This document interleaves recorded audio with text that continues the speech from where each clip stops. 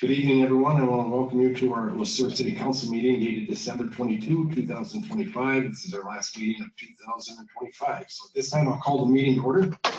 Start with pledge of allegiance.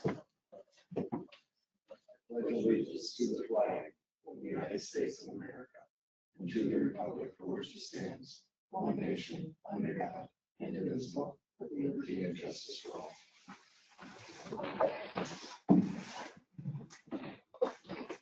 Council members, you are all presented with your packets over the weekend. Hopefully you had time to reach out with any questions, look it over. This time I'll entertain a motion to approve. So moved. Councilmember Huntington. Second. Councilmember Williams, seconded. Any other discussion, comments, concerns? If not, all those in favor? Anybody opposed? The ayes have it. Moving on to the consent agenda are considered routine and have been made available to the city council at least 2 days in advance of the meeting. These items will be enacted in one motion. There will be no separate discussion of these items unless a council member or citizen so requests, in which event the item will be removed from the agenda and considered in normal sequence. Mr. Roby, you want to go through these with us? Thank you, Mr. Mayor. First on consent agenda is approval of city council minutes from the December 8th, 2025 regular city council meeting. Second is approval of disbursements through December 22nd, 2025. Included in those items are seven above $25,000. The first to Ram General Contracting, which is payout number 1 for the airport hangar, $138,107.75. Second to Bolton and Mank, project engineering and construction management for the 2025 street utility improvements project, $81,216.67. Next to Voss Lighting, lighting replacement at the wastewater treatment facility, $43,775. Next to the Minnesota Department of Revenue, the city sales tax for November 2025, $41,505. Next to Advanced Engineering, or AE2S, water treatment plant design, $34,526.60. Next, DGR Consulting Engineers, engineering on the electric SCADA upgrade project, $28,256.80. And finally, to Waste Management, Refuse and Recycling Services for November 2025, totaling $25,436.86. Item C, approval of payment application number 1 to Ram General Contracting for the airport hangar. Item D, approve the recommendation for the tort liability waiver. And item E, approve resolution R 2025-068, lawful gambling permit for the Bulldog Youth Hockey Association. And item F, one personnel action, which is hiring of a temporary police officer. Thank you very much, Mr. Roby. Does anybody have any questions regarding tonight's consent agenda? Otherwise, I'll entertain a motion to approve tonight's consent agenda. So moved. Thank you, Councilmember Huntington. Second. Councilmember Sullivan, seconded. Any other discussion? Any comments, concerns? If not, all those in favor? Aye. Anybody opposed? The ayes have it. Moving on to public comment. Councilmember Nelson, would you see if anybody signed in? I don't believe anybody has. Let's see. Go up there. Thank you. Thank you. Moving on to city administrator update, Mr. Roby. Thank you, Mr. Mayor. Despite the fact that there is no one here from the public, there are people watching online, and therefore it is time for my obligatory Smart Hub reminder. Once again, if you visit cityoflesueur.com, click on the utility billing link. One of the first items on that website will be, on the web page will be a link to Smart Hub. Sign into Smart Hub with your utility bill account information. You can pay your bill online, set up recurring payments, automatic payments, and track water and electricity usage. And don't worry, I will remind everyone at the meetings in 2026 as well. Future of the City Forum was Wednesday, December 10th, and I want to thank everyone here who was present at the forum and everyone from the public who participated in the event. The Planning Commission has already done a debrief on the Future of the City Forum and is looking to the 2026 event, which is not planned yet, but will be. So stay tuned for that. Minnesota statewide solar on public buildings program. So the 2026 capital improvement plan for water and wastewater included installation of solar panels at the water treatment plant and the wastewater treatment plant to decrease the utility utilization, the utility cost at both of those city sites. And the city has been awarded a grant for the cost of those. $107,000 at the wastewater treatment facility and $101,000 at the water treatment facility. So these are going to be ground mounted units. And because the cost for the units is being covered by grant and by tax rebate, the city will be able to take advantage of decreased utility bills right out of the gate. So there won't be a payback period as there typically is for solar installations. So we're excited about that. Next meeting, just as a reminder, Monday, January 5th is City Council organizational meeting, and then we'll have another meeting, January 12th, which will be the first regular meeting of the year. I want to wish everyone a Merry Christmas, a happy holiday season, and a happy New Year. That's all. Thank you, Mr. Roby. Anybody have any questions for him? If not, that'll take us into our regular agenda. And we will start with the item 7A, resolution R 2025-065, dissolution of US Highway 169 corridor coalition. Mr. Roby. Thank you, Mr. Mayor. And I will also invite Councilmember Schluter, who's been a member of this coalition representing the City Council, to share any other thoughts he has on the proceedings here. The city's been a member of the corridor coalition since early in its inception. The group was founded in 2009 as an advocacy group consisting of counties, townships, and cities along the corridor of 169 from Mankato to essentially Edina. The group has advocated for transportation safety, transportation improvements generally, and economic development along the corridor. They've had a lot of successful projects. Included in those projects was the 2015 R-Cut J-turn construction project along 169 between the north end of basically between Docker Lane and Anderson Station Road. Coalition leadership has recommended dissolution, having met many of the group's primary goals, and so they've asked every member to vote on dissolution. Hence the resolution in front of City Council tonight. Councilmember Schluter, is there anything else you'd like to add? I just wanted to say that Scott County and Blue Earth County, specifically Mankato, have been the big drivers and advocates that have been working on this for the past dozen or so years.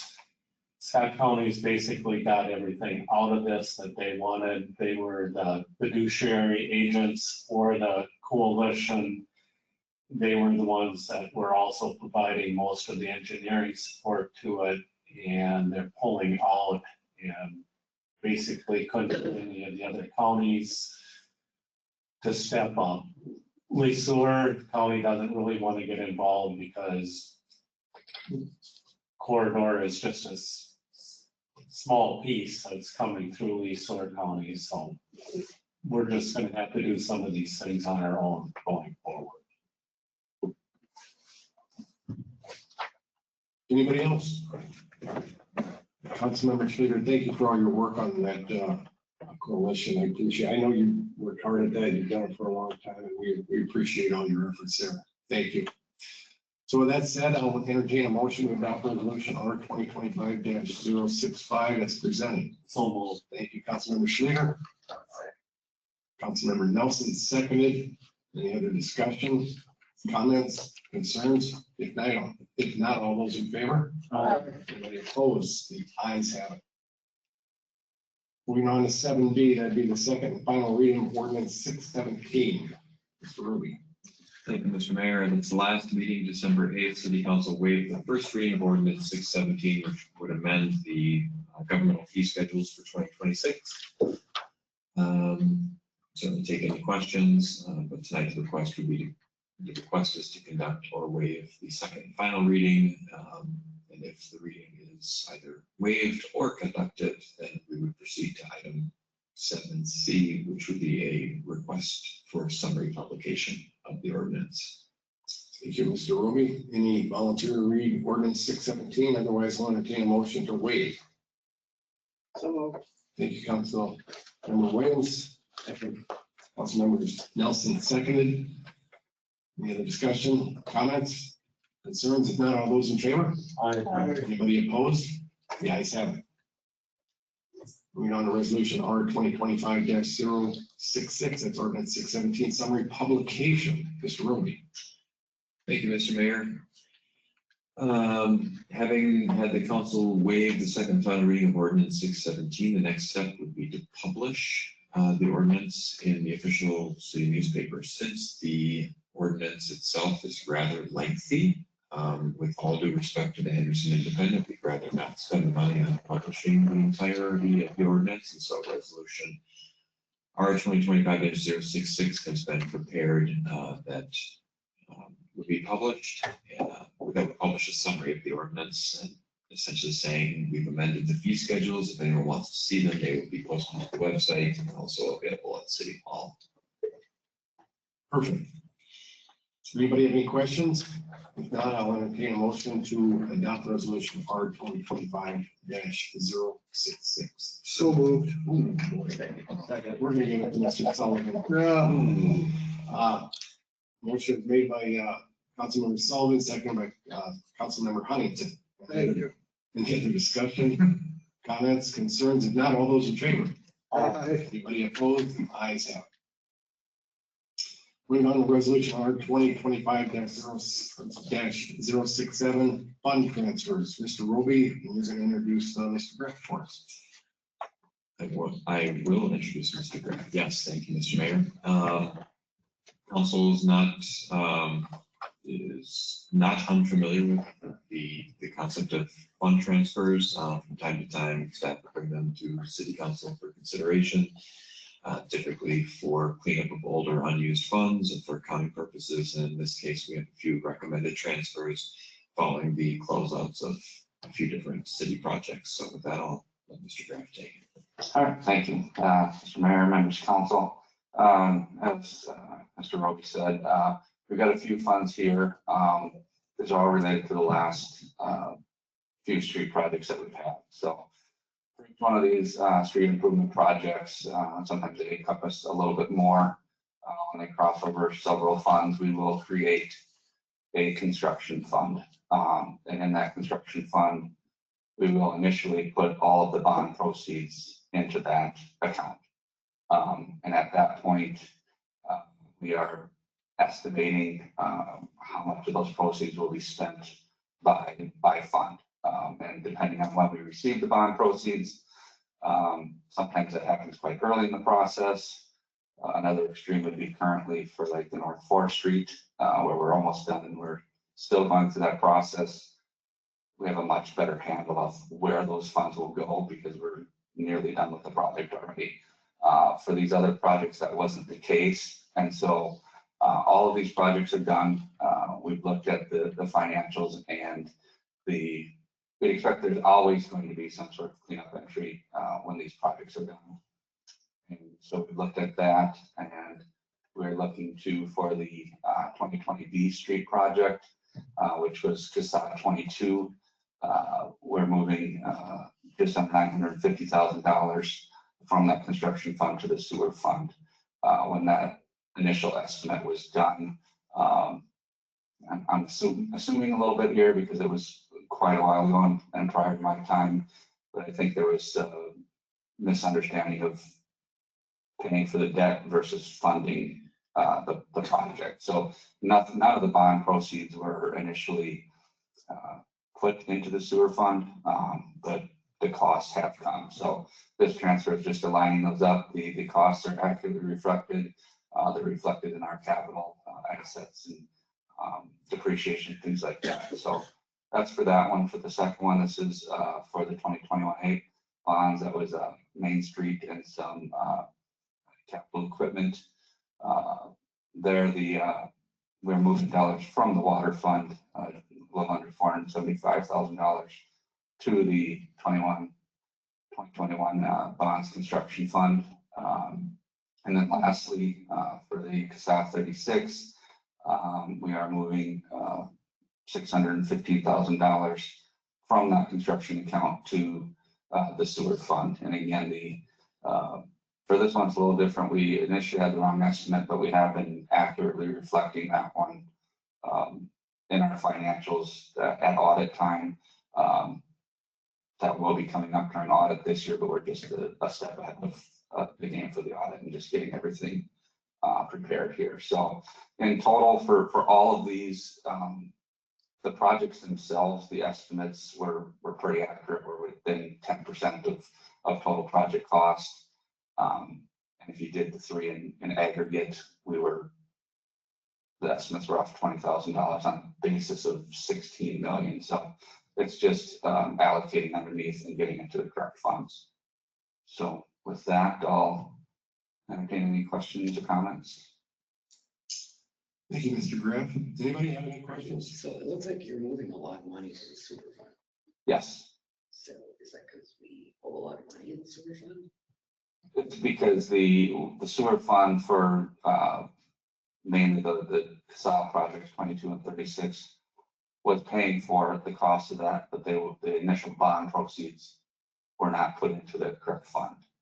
So it was underfunded, and that money is currently sitting in those construction funds, which there will be no more activity in there. So we want to transfer those out, zero those balances out, and close them out.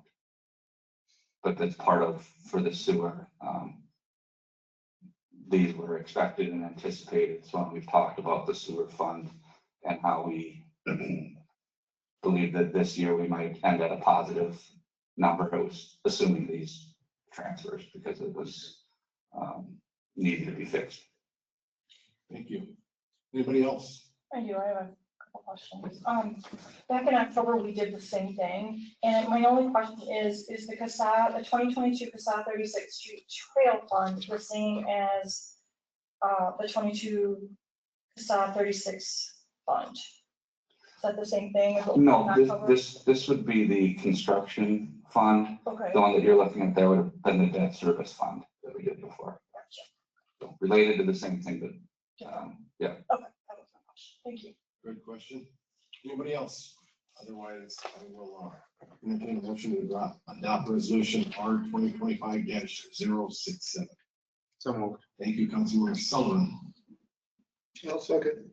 Councilmember Huntington seconded. Any other discussion? Comments, concerns? If not, all those in favor? Anybody opposed? The ayes have it. Moving on to reports and items of appreciation. Council members, it's your opportunity to share what's going on in your commission, what's going on in your communities. And as always, we start with Councilmember Huntington. I've got nothing on you. Wish everybody a Merry Christmas and a safe New Year. Thank you. Moving on to Councilmember Nelson. You know? Thank you.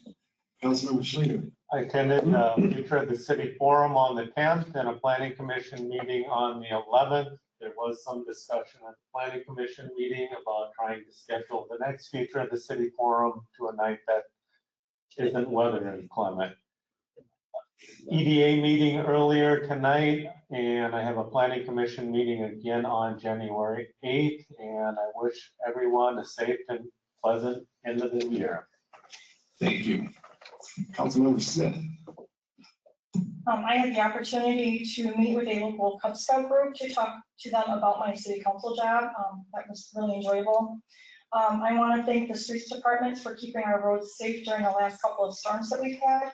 And a Merry Christmas and a Happy New Year to everybody. Thank you. Councilmember Sullivan. Nothing tonight. Nothing. Councilmember Williams. The only comment I have is have a happy holidays and safe one. Wonderful. Thank you very much. I had the opportunity to be interviewed on KCHK radio for Mayor Monday. They've taken an opportunity to interview different mayors on different Mondays, of course, and had a pretty long discussion from about 9 to 9:30, but I just wanted to tell all you, I brought all of your names up. Everybody was mentioned, and it's been a pleasure working with you all year. I'm looking forward to working with you next year. And I want to wish you all a Merry Christmas and a Happy New Year.